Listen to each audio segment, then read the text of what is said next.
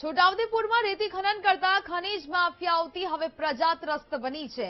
લોઠણ ગામમાંથી પસાર થતી ભારજ નદીના પટમાં બેફામ રીતે ખનન થઈ રહ્યું છે।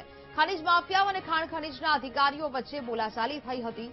જાંબુગોડા ગામમાં ભારે વાહનો પર પ્રતિબંધ મુકાતા મોટા કાંટાળાથી ડમ્પરો પસાર થઈ રહ્યા છે।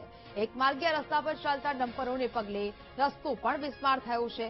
હાલાકી ભોગવી રહેલા ગામ લોકોમાં પણ હવે રોષની લાગણી ફેલાઈ છે।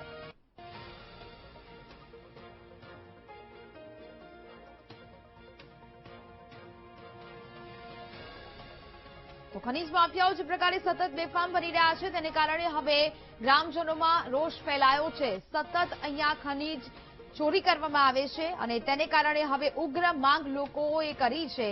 આ તમામ લોકો પર ચોક્કસ કોઈ કાર્યવાહી કરવામાં આવે તેવી માંગ સાથે આ લોકો રસ્તા પર ઉતર્યા છે। ભારજ નદીમાં પણ મોટા પાયે ખનન ચાલી રહ્યું છે। ડમ્પરને કારણે રસ્તાની હાલત બિસ્માર હોવાની વાત પણ ગ્રામજનો કરી રહ્યા છે।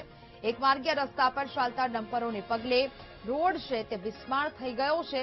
હાલાકી ભોગવી રહેલા ગામ લોકોમાં હાલ તો રોષ જોવા મળી રહ્યો છે અને તાત્કાલિક આવા લોકો વિરુદ્ધ કાર્યવાહી કરવામાં આવે તેવી માંગ ગ્રામજનો કરી રહ્યા છે। છોટાઉદેપુરની આ ઘટના કે જ્યાં સતત રેતી ખનન છે તે કરવામાં આવી રહ્યું છે અને તેને જ લઈને કાર્યવાહીની માંગ ઉઠી છે। ખનીજ માફિયાઓ અને ખાણ ખનીજના અધિકારીઓ વચ્ચે બોલાચાલી પણ થઈ હતી।